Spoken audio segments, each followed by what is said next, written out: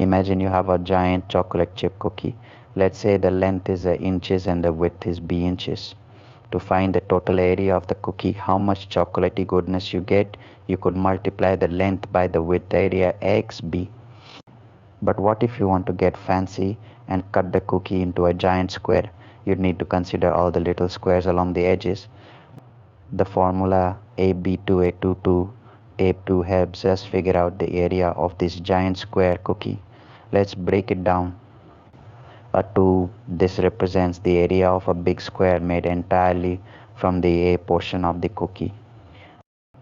2ab, imagine thin, rectangular strips of cookie made from the leftover bits after cutting out the biggest square and the big B square. The 2ab term accounts for the area of the strips twice because there are strips along both the A and B sides.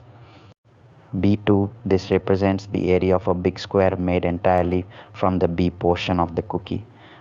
So, adding up all these areas, biggest square, leftover strips,